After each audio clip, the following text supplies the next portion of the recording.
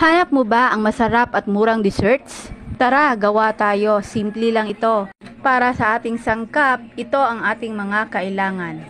Sigurado ko magugustuhan ito ng iyong pamilya ang ating mango crepe. Una natin gawin ang crepe wrapper.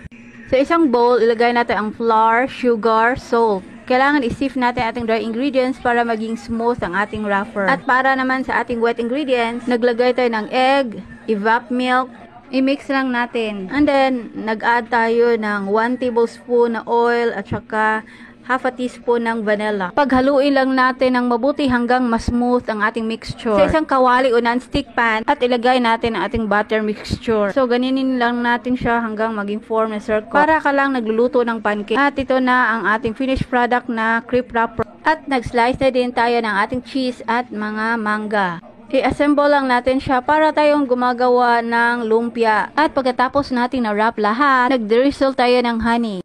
At pwede rin natin ilagay ito sa ating fridge. Napaka-yummy nito guys. So try nyo na. Thank you for watching. Follow for more. Bye!